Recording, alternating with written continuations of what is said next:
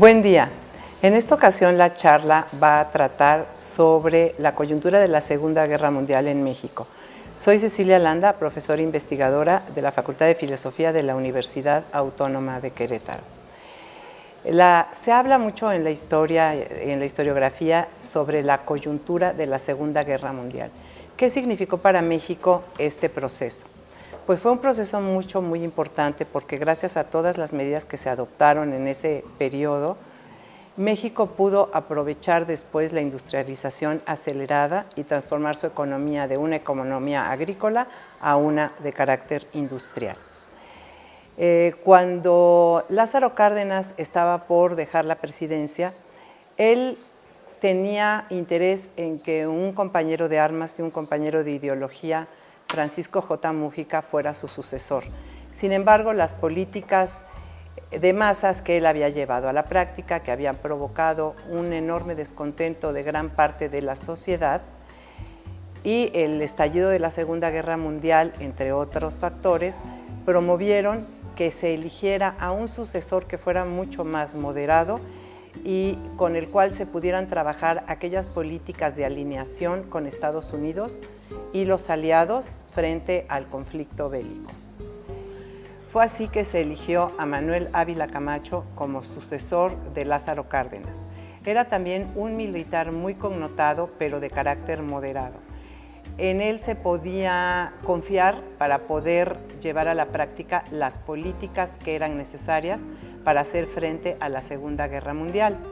En primer término, el panamericanismo. Si bien ya se había pactado con Cárdenas desde 1939 esta política, que consistía en fortalecer las economías y la seguridad del continente americano para hacer frente al nazifascismo, durante el gobierno de Ávila Camacho y ya propiamente el desarrollo de la Segunda Guerra Mundial se empezaron a tomar las medidas precisas para que esto fuera posible. En primer término, se nombró una zona militar en el Pacífico que estuvo a cargo de Lázaro Cárdenas con la finalidad de fortalecer todos los puntos claves estratégicos para evitar el contacto, la entrada, el ingreso de espías y de posibilidades bélicas de los países del eje Berlín-Roma-Tokio. En México habitaban un buen número de ciudadanos alemanes y japoneses principalmente, entonces se llevó a cabo una política de concentración, sobre todo en el Estado de México, en una hacienda cercana a Toluca y en Perote. Por eso se ha dicho que se conformaron campos de concentración en México. O por supuesto que nada tiene que ver con estos campos de concentración alemanes que son un estigma del nazismo. Por otro lado, también se retiraron las cartas de naturalización de estos ciudadanos extranjeros, se incautaron sus empresas con un carácter momentáneo y se fortaleció la vigilancia sobre los mismos para evitar que tuvieran contacto. Debemos de considerar que en México existía un grupo denominado o conocido como la Quinta Columna, que durante la época del cardenismo y dadas las políticas de izquierda, habían hecho una importante labor de proselitismo a favor del nazifascismo. Los sectores conservadores y los sectores de ultraderecha, por supuesto que si bien no se habían convertido al nazifascismo, sí comulgaban o compartían algunas de esas ideas. Precisamente esa fue otra de las razones por las que se eligió a Manuel Ávila Camacho para que pudiera llevar a cabo una política para liberar todas estas tensiones. Entonces decíamos que Ávila Camacho, frente a la coyuntura, llevó a cabo estas medidas y hizo un llamado, una campaña de concientización entre los ciudadanos mexicanos para hacerles saber que era muy importante que México colaborara en la Segunda Guerra Mundial.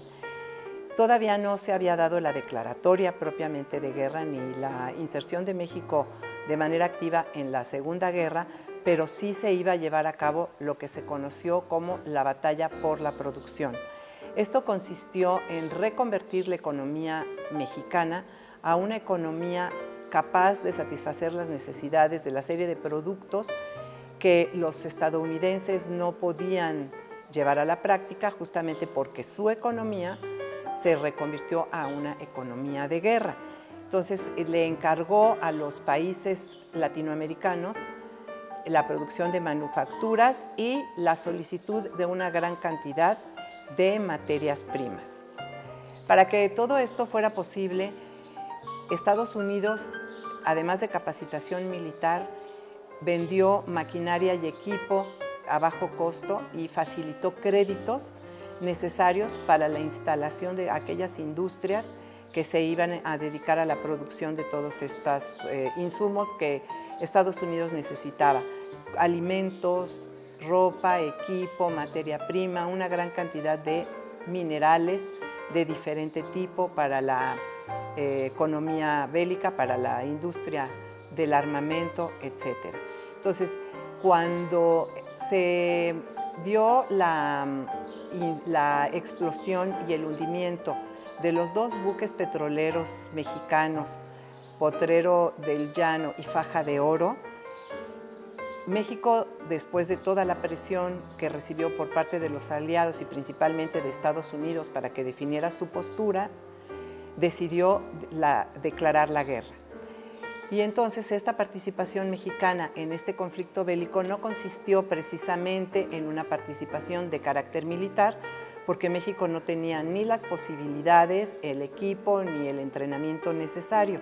En este rubro participó con el Escuadrón 201, que prácticamente se fue a Filipinas después de un entrenamiento de 6 meses en el campo militar de Randolph, Texas, y ya ejercitados estos militares se trasladaron a las Filipinas prácticamente cuando había terminado la Segunda Guerra Mundial.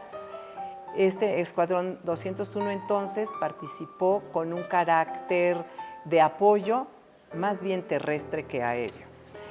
Por otro lado, la batalla por la producción fue, ese sí, el acontecimiento importante que decíamos consistió en surtir de una serie de materias primas, manufacturas a los Estados Unidos.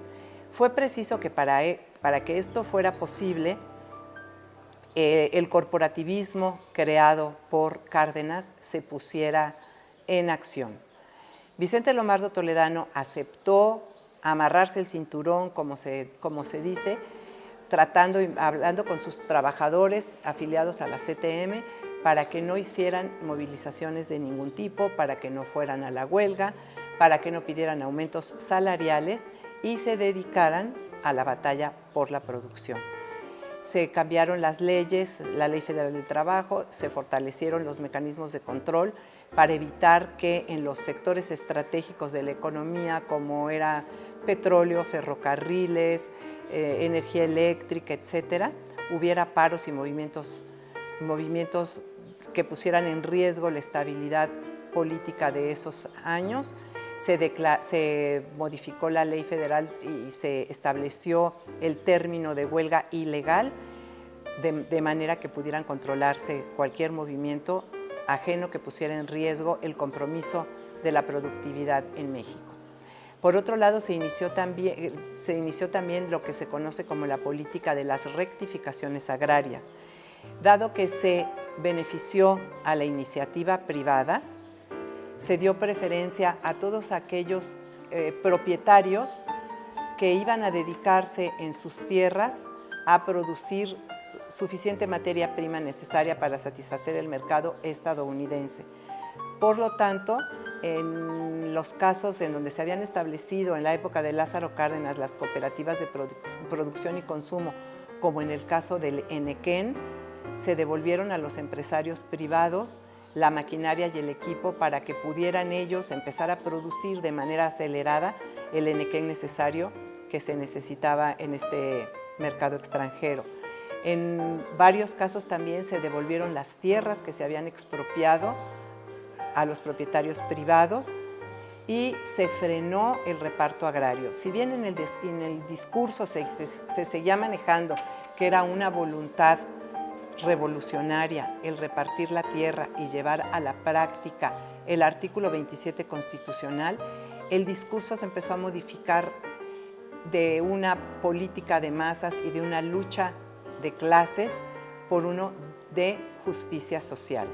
Esto iba mucho más acorde a la política nacionalista a la política de los aliados, de cerrar filas en torno al capitalismo y en contra de todos los totalitarismos, fueran nazifascistas o comunistas.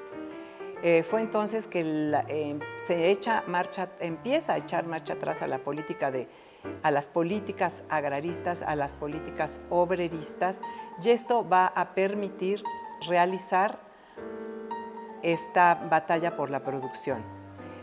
México tuvo un importante despegue en estos años que va a ser aprovechada después en beneficio de un proyecto capitalista en donde la iniciativa privada va a ser el centro.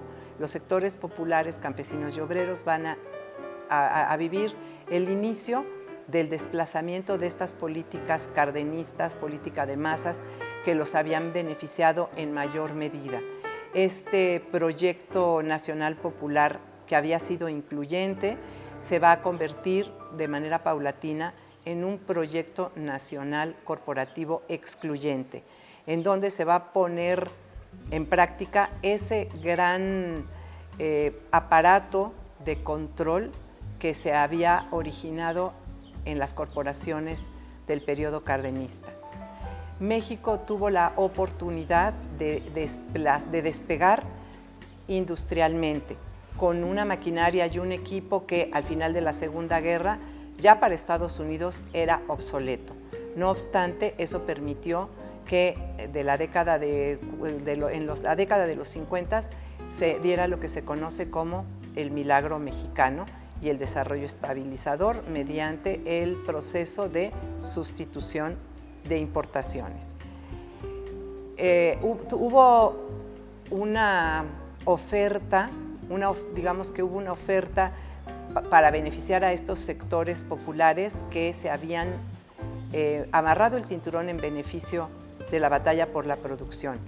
El gobierno mexicano les tuvo que ofrecer necesariamente algo a cambio por haberse amarrado, por haber dejado de un lado sus demandas de tipo social y sus movilizaciones.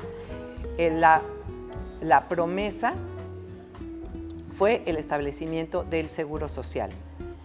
La ley del Seguro Social apareció por primera ocasión en 1941 para que empezara a desarrollarse y fuera ya una realidad y fuera una muestra de esta justicia social que ahora el Estado mexicano estaba comprometido a cumplir.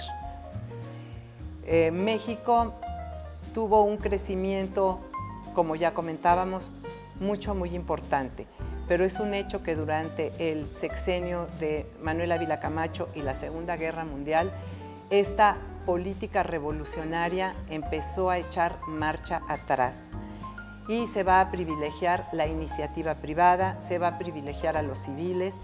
Gracias a este impulso industrial, comercial, de las instituciones bancarias, a la infraestructura necesaria, etcétera, se crearon o aparecieron en la escena política, se fortalecieron más bien nuevos actores sociales.